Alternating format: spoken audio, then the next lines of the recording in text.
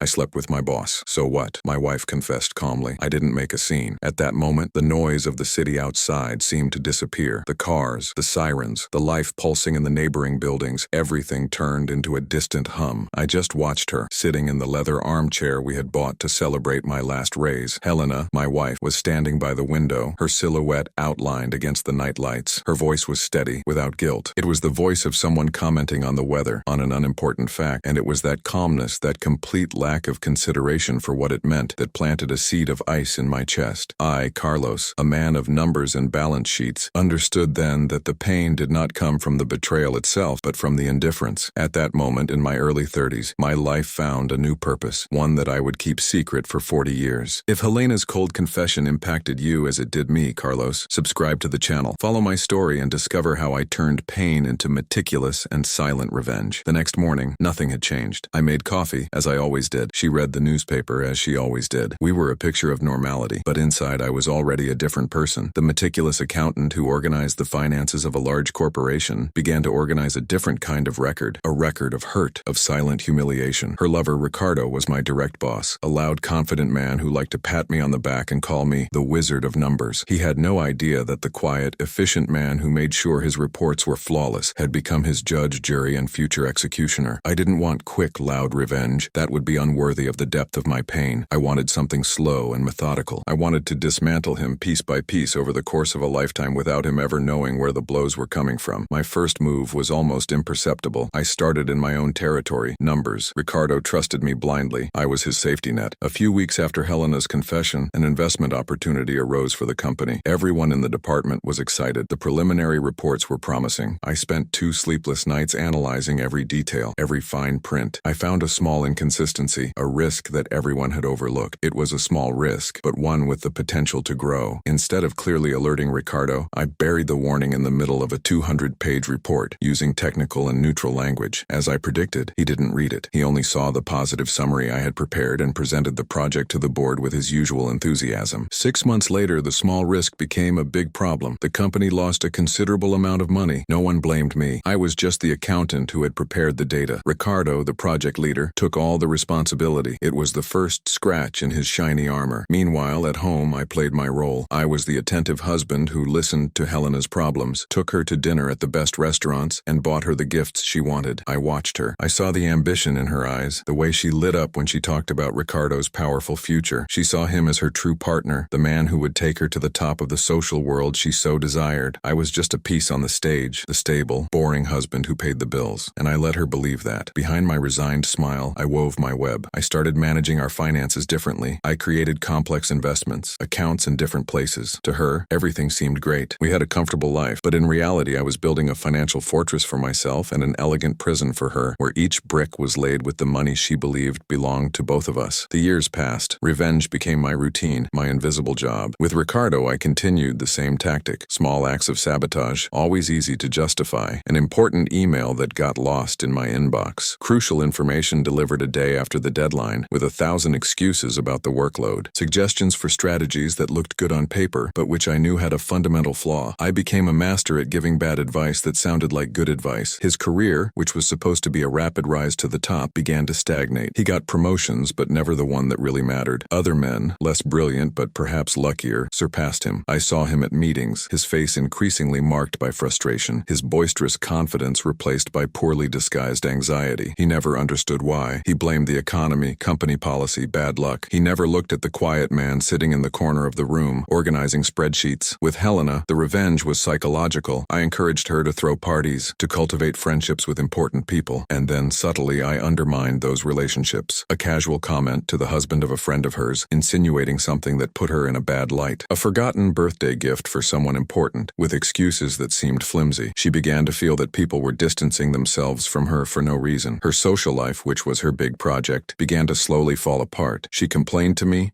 cried on my shoulder saying she didn't understand why things always went wrong, and I consoled her, the faithful and understanding husband, while inside I felt a cold, cutting pleasure. Her indifference had killed me inside, and now I was killing her world, little by little, with the same coldness. Decades passed. Our hair turned white. My movements became slower, but my mind remained sharp as a knife's edge. Ricardo retired, not as the great executive everyone expected, but as a middle manager, a bitter man living on memories of what might have been. I heard that his health was not good. Helena and he had not been together for a long time. Their affair cooled when his career stopped taking off. Her ambition could not be sustained by a man she came to see as a failure, and so she was stuck with me in our luxurious apartment with a life of material comfort and a deep emptiness she couldn't name. She became a quiet, melancholic woman who spent her days looking out the window, perhaps wondering where her life had gone wrong. And so we arrive at today, 40 years after that night. We are sitting in the living room, the same comfortable silence between us as always. I serve her a cup of tea. She thanks me with a weak smile. The city lights shine outside, the same lights as before, but everything is different. I watch her take a sip of tea and then, with the same calm she used so many years ago, I begin to speak. I don't raise my voice. There is no anger, no emotion. I speak as if I were presenting a final balance sheet, the closing of a project that lasted a lifetime. I begin with the investment report from 40 years ago. I describe in detail the inconsistency I found and how I hid it. She looks at me confused. I continue. I talk about the lost emails, the missed deadlines, the bad advice. I talk about every little stone I placed in Ricardo's path, every step I broke on the staircase he was trying to climb. Helena's face begins to change. Confusion gives way to disbelief. Then I start talking about her, about the parties, the broken friendships. I tell her about the comment I made to her best friend's husband, the lie I made up about a commitment so that she would miss an important event. I connect every disappointment, every inexplicable failure in her life to an action of mine, planned and executed with precision. The teacup trembles in her hands. Her eyes, once empty, are now wide with horror. Understanding finally dawns. She says nothing. She just stares at me. The pragmatic, ambitious woman has disappeared. In her place is a frail, elderly lady whose entire world has just been revealed as a sham constructed by me. Every joy, every sorrow, every success, and every failure of the last 40 years has been in some way touched and shaped by my will. She finally understands that her life was not hers. It was my masterpiece, my revenge. She opens her mouth to speak, but no sound comes out. The so what she said to me so long ago now hangs in the air between us, answered in a devastating way. I won. I destroyed the man she loved and the life she dreamed of. Now what? Now the silence returns, but it's a different silence. It's heavy, final. I look at her, the ruin of my grand project. I look at the city outside. I dedicated every day of my adult life to this moment, and the satisfaction I expected to feel isn't here. What I feel is an immense emptiness. The ice in my chest hasn't melted. It has only spread and frozen everything. I have become the indifference I hated so much. Revenge has consumed me entirely. I won the war, but I realize now that the only life I really destroyed was my own. The teacup fell from Helena's hands. It didn't make a loud noise. It hit the thick carpet, spilling the dark liquid like a slowly spreading ink stain. She didn't seem to notice. Her eyes were fixed on me, and for the first time in 40 years,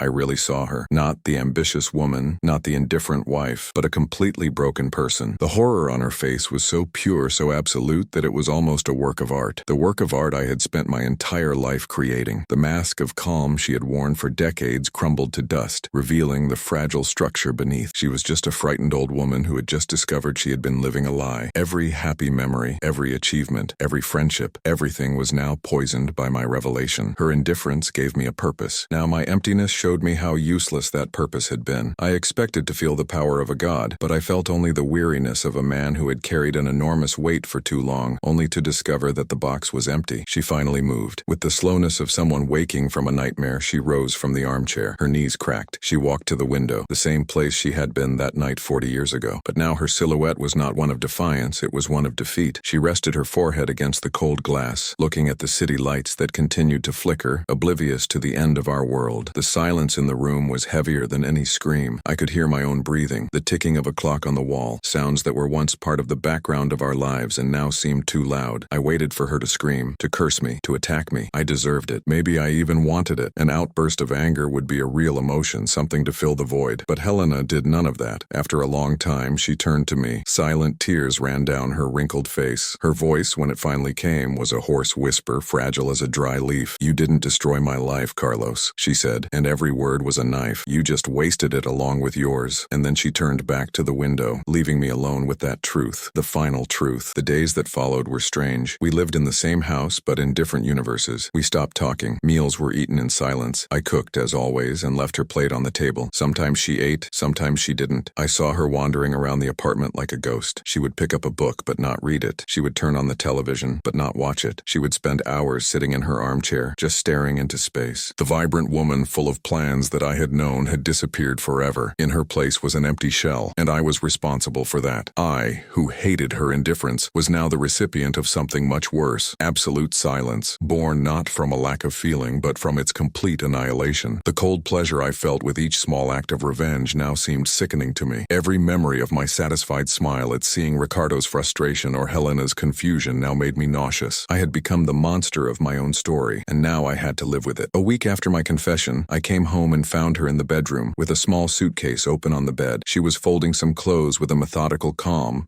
that reminded me of myself. There was no rush, no drama. It was just the execution of a final task. I stood in the doorway, watching. She didn't look at me. She continued her work, folding a sweater, putting a pair of shoes in the suitcase. Every movement was deliberate, final. The elegant prison I had built for her had no iron bars, but she found the key anyway. The key was simply to leave behind the luxury, the comfort, the life I had shaped. She was freeing herself not only from me, but from the whole lie. When she left, she would take nothing that had been bought with my money or tainted by my revenge. She would take only herself. When she was done, she closed the suitcase. The click of the lock sounded like a gunshot in the quiet of the apartment. She finally looked up and stared at me. There was no hatred in her gaze. There was no anger. There was only immense, deep pity, and that hurt more than any accusation. "You know, Carlos," she said, her voice a little firmer now, "I remember that night. I was cruel. I was young, selfish, and stupid. I wanted to shock you, to hurt you, maybe to get a reaction, any reaction. I didn't love Ricardo. I loved the idea of the power he had, and deep down I was afraid of being stuck in a life that seemed too small." She paused, taking a deep breath. "I would have regretted it. Maybe not the next day, but one day I would have. We could have talked, fought, divorced. We could have lived honest lives apart or maybe even together again. But you didn't give me that chance." She picked up her suitcase. "You chose to be a ghost. You stole 40 years from both of us for nothing. I'm leaving now. I'm going to try to find what's left of me. And you're going to stay here with your victory. I hope it keeps you warm at night." She walked past me and out the front door. I didn't follow her. I just heard her footsteps receding down the hall, the sound of the elevator arriving, the doors closing, and then silence. A silence unlike any other. It wasn't the tense silence of before, nor the comfortable silence of years ago. It was the silence of the end, the silence of absolute emptiness. I walked slowly through the living room. Everything was in its place. The expensive furniture, the art objects, the books on the shelf, everything perfectly arranged. A mausoleum for a life that never existed. I went to my office, where I kept the financial records, the balance sheets that proved my success, my strength. I opened the main folder. Numbers, rows and columns of numbers that represented my power, my intelligence, my revenge. I looked at them and felt nothing. They were just ink on paper. Ricardo's shiny armor, Helena's social life. I had scratched them, broken them, destroyed them, but they moved on, somehow. Ricardo lived his life, bitter, but he lived. Helena was now going to try to live what was left of hers. And me? I was frozen in time. On that night 40 years ago, my whole life was a response to a single phrase. So what? Now I had the answer. So what if I won? So what if I destroyed everything? So what if I'm alone? I looked out the window. The city sparkled, indifferent. The seed of ice in my chest did not spread. It simply became everything I was. A cold man in an empty room with a victory that was worthless. The sound of the door closing was final. I stood in the middle of the room, a general on his battlefield after everyone had left. The victory was mine. The apartment was immaculate, silent, a perfect reflection of the order I had imposed on my life and the lives of others. But the silence was not peaceful. It was the sound of emptiness, the sound of a purpose that had just died. I walked over to the armchair where Helena had sat for the last time and ran my hand over the fabric. It was cold. Everything was cold. The seed of ice planted in my chest 40 years ago had not only frozen my heart, it had become my heart. I was a man made of ice, living in an ice palace, and now I was completely alone in it. The following days dragged on in torturous slowness. The routine I had maintained for decades continued out of inertia. I made coffee for 2 out of habit and drank both cups in silence, staring at her empty chair. I read the newspaper, but the news of the world seemed distant, irrelevant. irrelevant. They were stories about other people, people who lived real lives, with passions and noisy mistakes. My life had been a long, poisonous whisper, and now there was no one left to hear it. I began to notice the details of the apartment I had chosen myself. Every object, every picture on the wall was a piece of my revenge. That expensive vase, bought to celebrate a promotion I knew Ricardo would never get. That tapestry, a gift to Helena after I had subtly ruined her most important friendship. The apartment was not a home. It was a museum of my grief, and I was its sole and lonely curator. 1 week turned into 2. Loneliness, which had once been a tool, was now a disease. I needed to hear a human voice. I decided to take care of some financial matters, an excuse to get out and interact with the world. I went to the bank where I kept most of my financial fortunes. I was attended to by a young manager named Daniel. He was polite, efficient, with an easy smile. As he reviewed my documents, he made a casual comment. "You've built an impressive fortune, Mr. Carlos. You must have worked hard to ensure a secure future for your family." The word family sounded strange. I looked at his hands. There was a simple wedding ring on his finger. He probably went home every night to a wife who loved him, perhaps children who ran to hug him. He had a life. I had numbers on a screen. I thanked him mechanically and left the bank feeling a weight that was not financial. For the first time, I felt envy, not for money or success, but for the simplicity of an ordinary life that I had despised and sacrificed on the altar of my revenge. That same afternoon, the phone rang. It was an unknown number. I answered. The voice on the other end was that of an older man, a little hoarse. "Carlos, it's Sergio. We worked together at the corporation, remember?" Sergio, a colleague from the marketing department, a decent man who had always been kind to me. I remembered him. We talked about trivialities for a few minutes until he got to the point. "I'm calling for a sad reason. I don't know if you heard. Ricardo passed away." The news didn't hit me like a bolt of lightning. It was more like the sound of a stone falling into a very deep well, a hollow final sound. Sergio continued. "It was his heart. He hadn't been well for years. He lived his last days very bitter. You know, always talking about what could have been. It's a shame." I muttered a few words of consolation, thanked him for calling, and hung up. Ricardo was dead. The great villain of my story, the man whose downfall I had orchestrated for 40 years, had simply ended, and I felt nothing, not a shred of satisfaction, just emptiness now greater and deeper. Sergio told me one more thing before hanging up, something he said as if it were hallway gossip, but which for me was a devastating revelation. "You know, the strangest thing is that in recent years, Ricardo had devoted himself to a social project. He used what was left of his money to build a small support center for young people in a poor area of the city. He said he wanted to leave something good behind, to make up for the mistakes he had made." I was silent. The loud, arrogant man I had spent my whole life destroying had, in the end, tried to build something. He sought redemption. And me? What did I build? A luxury prison and a life of lies. My image of him, the image that fueled my hatred for decades, was incomplete. He was a flawed, selfish man, yes, but he was also just a man who, in the end, tried to be better. I never gave myself that chance. I chose to be the judge and the executioner, and in the process, I condemned myself to the worst of sentences, a meaningless life. That night, I couldn't sleep. I went to the window and looked at the city lights, just as Helena used to do. Her words echoed in my mind. "You didn't destroy my life, Carlos. You just wasted it along with yours." She was right. She and Ricardo, with all their mistakes, lived. They had passion, ambition, regret. They had strong feelings, even if they were negative. I protected myself from all of that. I built walls of coldness and planning, and locked myself inside them. My revenge was not an explosion of anger. It was a long, slow suicide of the soul. I won a war that only existed in my head, and my prize was the kingdom of ashes that surrounded me. I opened the drawer of my desk. Inside were all the records, the evidence of my masterpiece. Spreadsheets, documents, notes, the detailed story of how I dismantled 2 lives, piece by piece. I took the thick folder, walked over to the fireplace we never used, and threw everything inside. The fire quickly consumed the paper. The flames danced, turning 40 years of hatred into smoke and ashes. I watched until the last page disappeared. I felt no relief. I felt nothing. Erasing the record did not erase the fact. The victory I had sought so hard was this: an old man, alone in an empty apartment, burning papers in the middle of the night. The city outside continued to shine, indifferent to me, as it always had been. The great truth of my life was terribly simple. I hated Helena's indifference so much that I became indifference itself. And now, in the final silence of my triumph, there was nothing left to hate, nor to love. There was only me, and the emptiness. The ashes in the fireplace had cooled, as had everything inside me. The fire had taken the papers, but not the memory. I was the only living archive of my own wickedness. In the days that followed, the silence of the apartment became an enemy. Every room was a monument to my failure. I wandered the hallways like a ghost in my own home, touching the furniture that Helena and I had chosen, but which now seemed like a stranger's possessions. Her absence was louder than any argument we had ever had. I found myself waiting for the sound of her key in the door, the soft sound of her footsteps in the hallway, but all I heard was the ticking of the clock clock, marking the time of a life that was already over. The loneliness that I had used as a weapon for 40 years was now pointed at me, and there was nowhere to run. The emptiness was not just a feeling. It was the air I breathed, the food I had no desire to eat, the sleep that did not come. One morning, moved by an impulse I didn't understand, I searched the internet for the support center Sergio mentioned, the center Ricardo built. I found the address easily. It was in a simpler part of town, a place I would never go. I put on a simple coat, left the businessman behind and went out. I took a taxi, giving the address in a voice I barely recognized as my own. During the ride, I watched the city pass by the window. The tall, mirrored buildings of downtown gave way to lower buildings, streets with more people and fewer luxury cars. It was a different world, a real world. The driver dropped me off in front of a modest but well-kept building. The sign at the entrance simply read, Youth Support Center. Ricardo's name was nowhere to be found. I took a deep breath and went inside. The place was simple but full of life. The walls were painted in bright colors and covered with drawings made by young people. There was a small library in one corner, a room with computers, and further back I could hear the sound of music and laughter. A group of teenagers were chatting animatedly near a ping-pong table. No one paid any attention to me, a white-haired man standing near the door. I stood there for a long time just watching. I watched a young man getting help with his resume. I saw a girl learning to play the guitar with a volunteer. Every laugh, every conversation, every small act of help was a brick in the construction of something good, and each of those bricks seemed to weigh a ton on my shoulders. That was Ricardo's legacy, a legacy of construction, of hope. My legacy was 2 ruined lives and an empty apartment. A woman with gray hair and a gentle smile approached me. Can I help you with anything? She asked. Her voice was calm and welcoming. I was just looking around, I replied. It's a very beautiful place. She smiled. Thank you. We do our best. I'm Marta,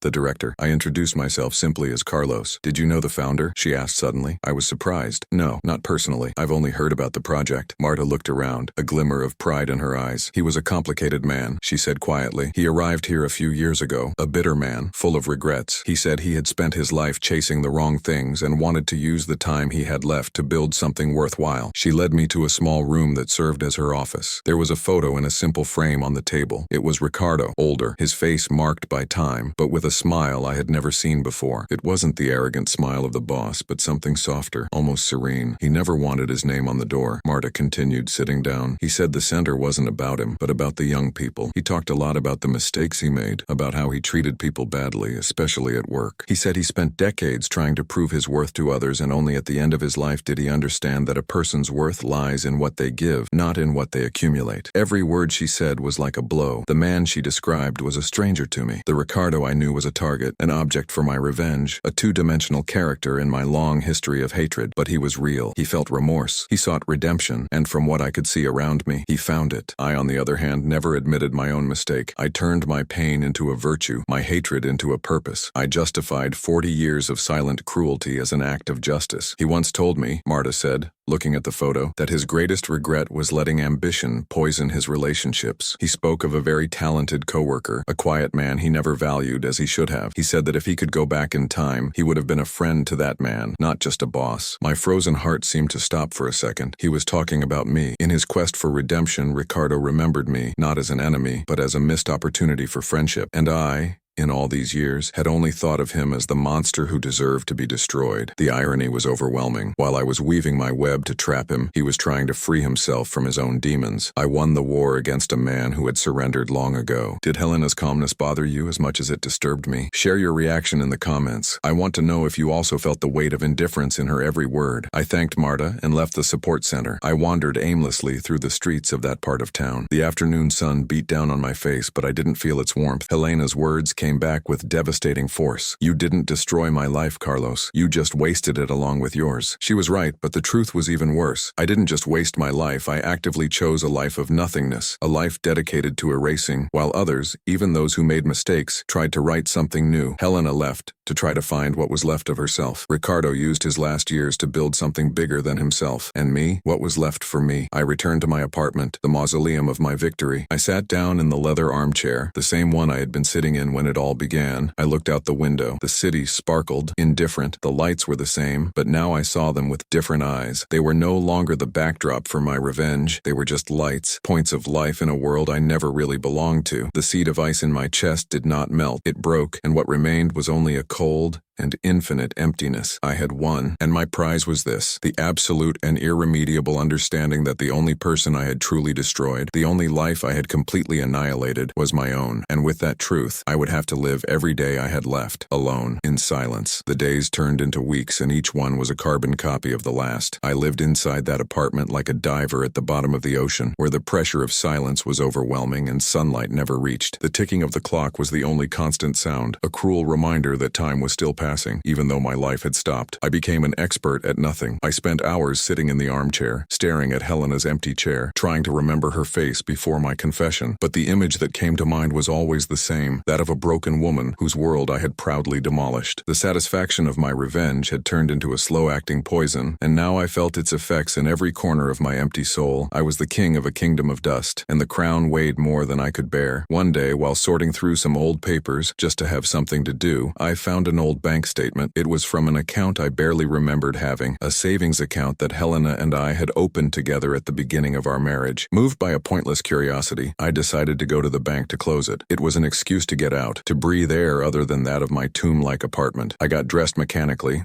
and went down to the street. The city seemed too noisy. People moved too fast. I felt like a man from another era, out of place and invisible. At the bank, I was attended to by a young manager with a badge that said Daniel. He was attentive and efficient, resolving my request in a few minutes. While I waited for the final paperwork, he tried to be friendly. "Closing an old account, huh, Mr. Carlos? It's good to get things organized. My wife and I are doing the same thing, planning for our children's future." He smiled, a genuine smile from someone who had a future to fight for. I looked at his hand and saw his gold wedding ring. Children, future, family, words that were like a foreign language to me. I thanked him quietly, picked up my documents, and left the bank feeling a chill that didn't come from the air conditioning. That young man, Daniel, had in his simple life everything that my wealth and revenge could never buy. When I returned home, there was a letter on the floor near the door. It wasn't a bill or an advertisement. The envelope was of good quality, and the sender was a law firm I didn't know. My heart, which I thought was made of stone, gave a strange leap. I sat down in the armchair and opened the envelope with trembling fingers. The letter was formal and direct. It began with a sentence that sucked all the air out of my lungs. "Dear Mr. Carlos, we are writing on behalf of the estate of our late client, Mrs. Helena." Helena was dead. The word late danced in front of my eyes. She had died 2 weeks ago of a heart attack while she slept. She had moved to a small town by the sea, where she rented a simple house and lived her last months in peace. The letter continued, talking about legal matters, but my mind couldn't process it. She had left to live, and life had taken her. I, who had condemned her to a luxury prison, was not there. I, who had stolen 40 years from her, knew nothing. She died free of me. Along with the letter was a smaller envelope with my name written in her handwriting, slightly shaky with age. I opened it with a care I hadn't used in 40 years of living together. Inside, there was no long letter of accusation or forgiveness. There was only a single old photograph. It was the two of us, at the beginning of our relationship. We were in a park, sitting on a bench, laughing at something I no longer remembered. We were young, full of plans, our eyes shining. I was not an avenger. She was not a traitor. We were just two people who loved each other and had no idea how life could go wrong. On the back of the photo, a single sentence was written: "Remember us like this, Carlos. It was real before everything broke." There was no anger, no pity. There was only a sad realization that love had existed, and I used it as fuel for my hatred. I burned it until only ashes remained. I held that photo for hours, while the tears I had held back for 40 years finally fell, silent and useless. Her indifference gave me a purpose. The memory of her love showed me how empty that purpose was. The next morning, I was a different person. The ice in my chest hadn't melted, but the final truth had shattered it into 1,000 pieces. I couldn't fix the past. I couldn't bring Helena back, nor give Ricardo his years of peace. I couldn't get my own life back, but I could do one thing. I could stop being the curator of my museum of hatred. I went to my office and turned on the computer. I accessed my accounts, my financial fortress built with decades of cold planning. I looked at the numbers, at the immense amount of money I had accumulated. It was the prize for my victory, a prize tainted with pain and wasted lives. I searched again for the name of the support center Ricardo had built. I found the website, with photos of young people smiling, learning, building futures, his legacy. On the donations page there was a simple form. Without thinking twice, I started typing. I transferred almost everything, an anonymous amount. No name, no recognition. The money I used to build Helena's prison would now serve to build freedom for others. It was a methodical act like an accountant's. The last entry in my record book, the final balance. After the transfer was confirmed, I closed the computer. The apartment looked the same, but it was different. It was lighter. The weight of my revenge, which I had carried for so long, had been lifted. The emptiness was still there, deep,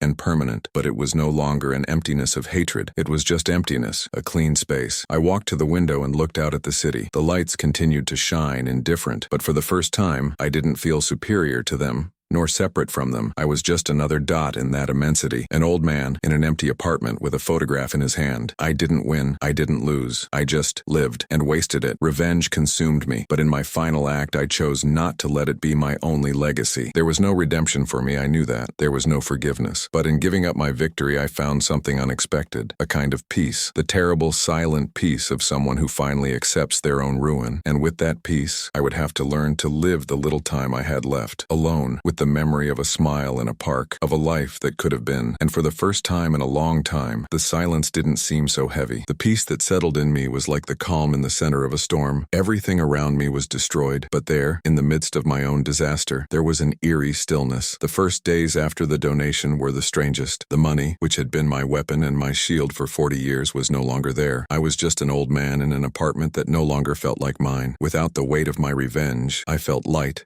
and terribly lost. I wandered through the rooms, touching objects as if they were pieces in a museum of an extinct civilization. That civilization was me. The only thing that felt real was the small photograph in my hand, Helena and I, smiling in the sun, a time before the lie, before the ice. That smile was the only proof that I had once been someone else. That piece of paper contained an entire life that I chose not to live. The routine of a man without purpose is a slow prison. I would wake up, make coffee that I didn't feel like drinking, and sit in the armchair looking out at the city. The hours passed, but nothing happened. The silence was no longer heavy. It was empty. It was the absence of everything. I realized that hatred, as terrible as it was, had given me a reason to get out of bed every morning. Now, without it, I had nothing. I was a book with the last page torn out. The story was over, but the cover was still there, closed and useless. It was the photograph that saved me from disappearing within those walls. Looking at it one day, I decided to do something I hadn't done in decades. I decided to walk aimlessly. I put on a coat, put the photo in my pocket, as if it were an amulet, and left. The city air seemed different. The people, the cars, the noises, everything seemed more alive, as if I were watching a color movie after a lifetime in black and white. My feet took me to a park in the city center. It was large, with old trees and stone paths. I don't know if it was the same park in the photo, but it didn't matter. I sat on a bench and watched. I saw young couples holding hands, children chasing pigeons, elderly people playing chess. These were scenes from a normal life, the life I had dismissed as small and unimportant. I was a ghost watching the world of the living. An elderly woman with white hair and a serene smile sat down on the bench next to me. She opened a small bag and began throwing breadcrumbs to the birds. She did this with quiet concentration, as if it were the most important task in the world. For a long time we sat there, each in our own silence, sharing the same afternoon sun. In 40 years I had never sat next to a stranger without analyzing them, without looking for a weak spot. But with her, I felt none of that. I felt only a calmness that came from outside. A soccer ball rolled and stopped near my feet. A small boy about 7 years old ran toward me, a little embarrassed. I picked up the ball and handed it to him. "Thank you, sir," he said in a thin voice and ran off. His mother, who was a few feet away, gave me a grateful smile. It was a simple moment, insignificant to the world, but to me it was like an earthquake, a gesture of pure and simple courtesy. The woman next to me saw the scene and smiled at me too. "Children brighten up the park, don't they?" she said. Her voice was soft. I just nodded, unable to formulate a response. But that smile, that small exchange, was the first genuine human connection I had had in almost my entire adult life. It wasn't a transaction. It wasn't manipulation. It was just kindness. I went home that day feeling something new, a tiny crack in the ice that surrounded me. I started going to the park every day. It became my new routine. I would sit on the same bench. The lady, whose name I discovered was Sonia, was also there almost every day. Our conversations were rare and short, about the weather, about the birds. We never talked about our lives, about our past, and it was perfect that way. Her presence was a silent reminder that the world was still turning, that life was made up of little things, breadcrumbs and children's smiles. That simple piece gave me the courage to take the next step. I thought about Ricardo's support center. I thought about Marta and the work they did. The money I donated was anonymous, a number on a screen, but I felt I needed to do more. I needed to do something with my own hands. A week later, I gathered all the courage I had left and returned to the center. The place was still full of life and noise. I found Marta in her small office. She recognized me and seemed a little surprised to see me there. "Mr. Carlos, how nice to see you again," she said with her usual kindness. I didn't beat around the bush. "I'd like to help," I said, my voice a little hoarse. "Anything. Cleaning the floor, organizing shelves. I don't want payment. I just want to be useful." Marta looked at me for a long time. She didn't ask any questions about who I was or why I was there. I think she saw in my eyes a man who needed this more than the center needed him. "We have a small library that's a mess," she finally said with an understanding smile. "Donated books arrive and we never have time to catalog everything. Would you like to start there?" I felt such relief that I almost cried. And so began the last phase of my life. The man who had spent decades manipulating financial statements now spent his days in a dusty room, organizing children's books and old novels. It was slow, methodical work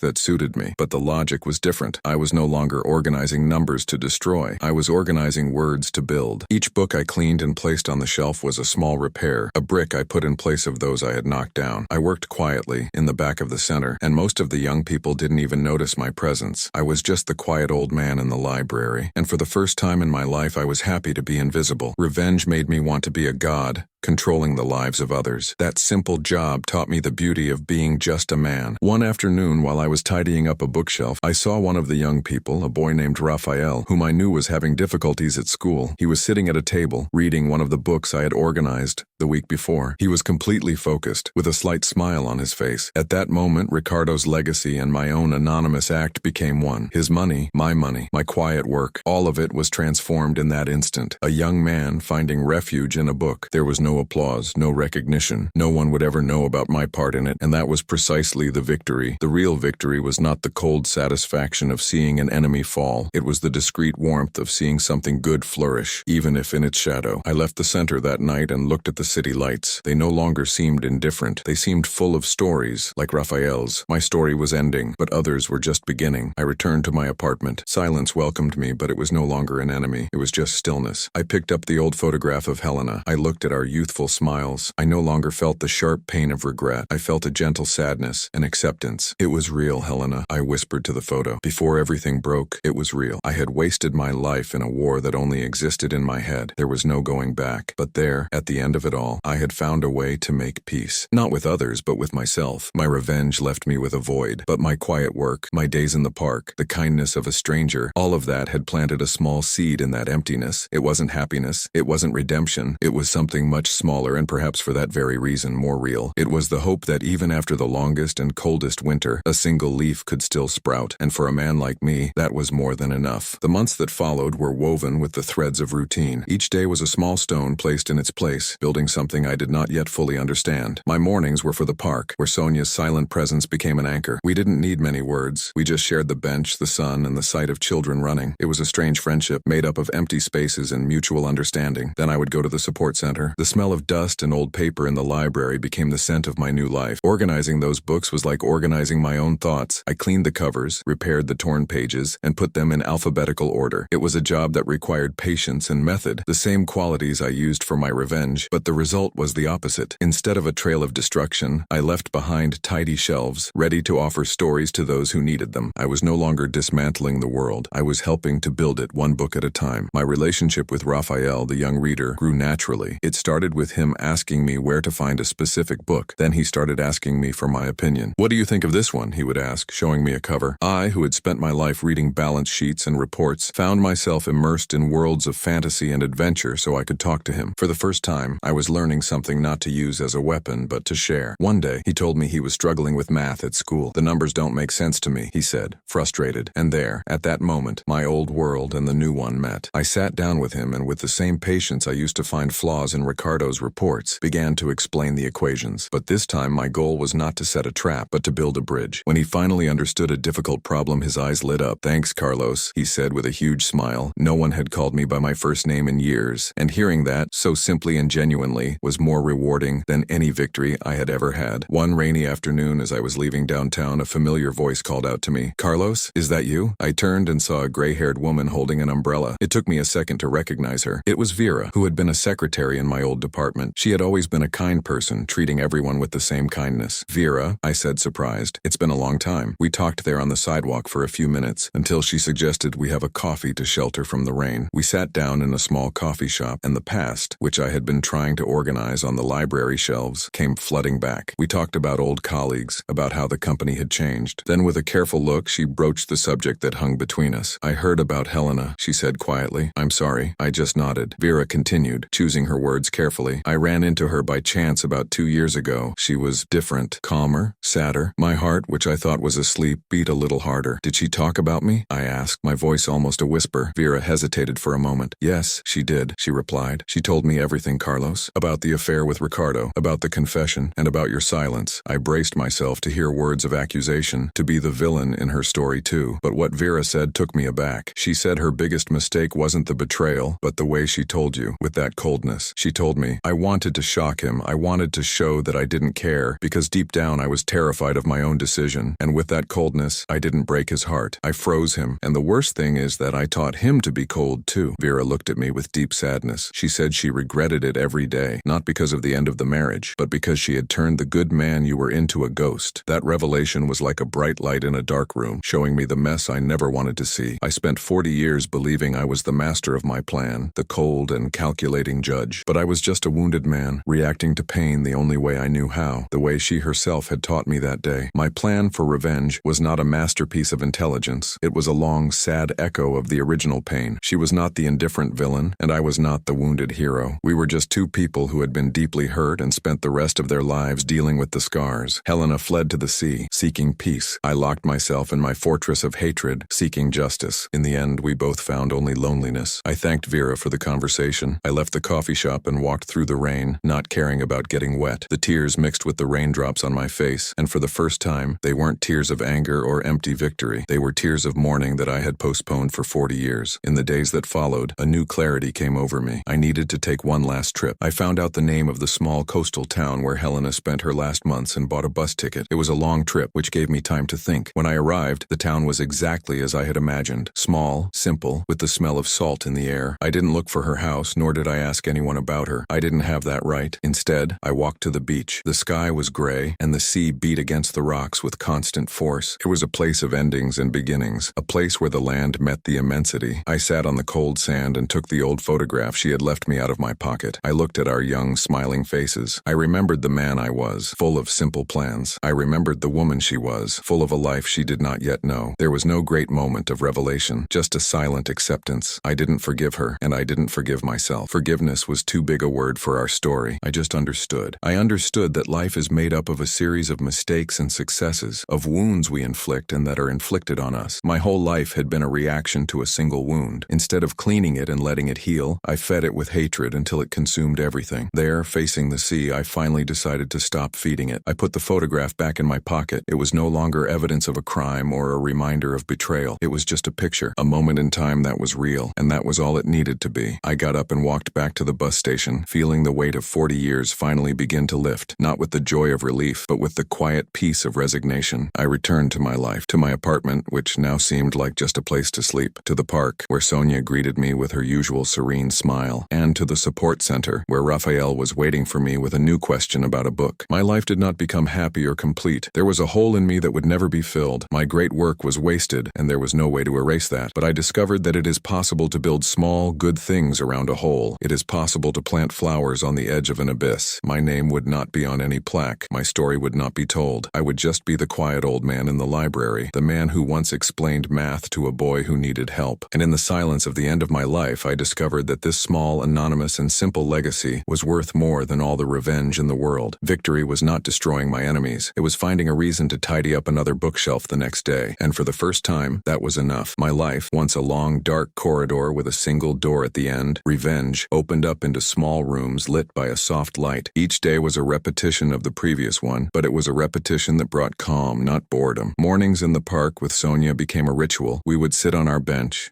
and the world would pass us by. She with her bag of crumbs for the birds, me with my photograph in my coat pocket. We spoke little. Sometimes she would comment on a flower that had bloomed. Other times I would point out a curious shape in a cloud. One day she looked at me with her kind eyes and said, "My husband also liked silence. He said that in silence we hear what really matters." It was the first time she had mentioned her husband. I just nodded, but I understood. We were both living in the echo of lives that were already over, and we had found comfort in each other's quietness. At the support center, my work in the library continued. That dusty place became my refuge. Each book I cleaned was a small stain I removed from my own soul. Raphael came to see me almost every afternoon. Math was no longer a monster to him. We started talking about books. He was enchanted by adventure stories, with heroes who traveled to distant lands in search of treasure. "One day, Carlos, I'm going to see the world," he told me, his eyes shining. "I'm going to see real mountains and oceans, not just in pictures." At that moment, I saw what my revenge had never given me, a future. I had spent my life looking back, dwelling on a single wound. Raphael only looked forward, and somehow, helping him build a bridge to that future made me feel part of something bigger. Marta, the director, would sometimes call me in for coffee in her small office. She never asked me about my past, but I felt she understood. "You do this place a lot of good, Carlos," she said once. "The library has never been so alive. The children are reading more." I looked away. Awkwardly. "It's just a hobby," I muttered. She smiled. "Hobbies don't change lives. What you do here, with your patience, with your care, that changes lives. Raphael is proof of that." Her words hit me in a way I didn't expect. I, who considered myself a master of destruction, was being praised for building something. The irony was immense, but for the first time, it wasn't bitter. It was almost sweet. I was rewriting my own final balance sheet, and the numbers were finally starting to look positive. Time, however, is a counter that never stops recording. One morning, as I got up from my armchair, I was struck by a strong dizziness. I had to lean against the wall to keep from falling. The world spun for a moment and then returned to its place, but the warning had been given. My body, the machine that had served my hatred for so long, was beginning to fail.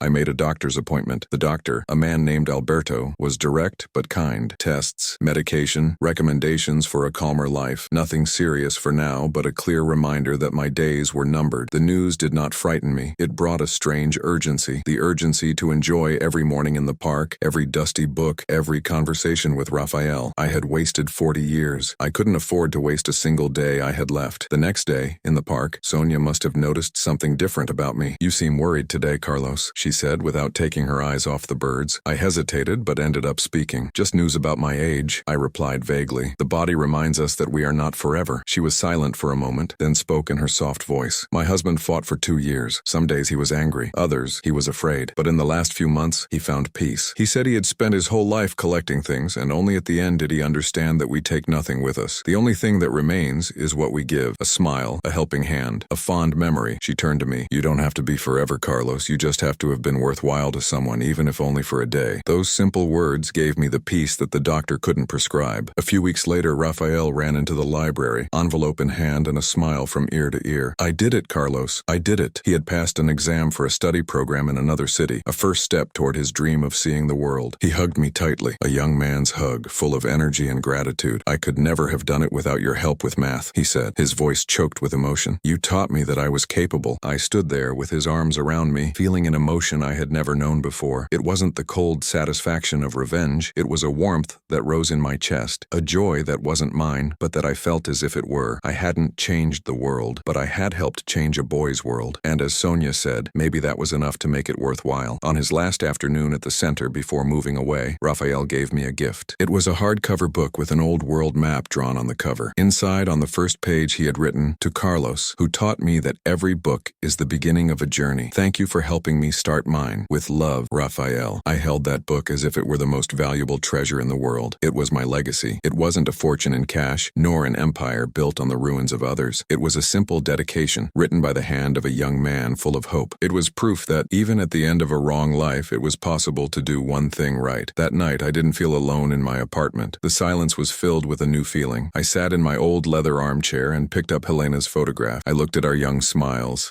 from a time before everything fell apart. heart. I no longer felt anger or regret. I felt only a deep, calm sadness for the life we could have had. But next to the photograph, I placed the book Raphael had given me. One represented the past, a love story that had turned to ashes. The other represented the future, a seed of hope that I had helped to plant. I looked out the window. The city sparkled, indifferent as ever, but I no longer felt like a ghost looking at it. I had found my little place in the world, not on top of a building, but in a dusty library and on a park bench. My great war was over, and I had not won. The winner was time, which defeats everyone. But in my surrender, I found something that victory would never give me. I discovered that the best revenge against a life of hatred is not more hatred. It is an act of love, however small. My story would not end with the satisfaction of a completed plan, but with the image of a young man reading a book, of birds eating breadcrumbs, of a tidy bookshelf. And with that peace, the peace of small things, I was ready to close my book, alone, but no longer in emptiness, in silence. For years their indifference consumed me. If my story has taught you anything about the art of waiting and calculated revenge, share this video. May my story serve as a warning.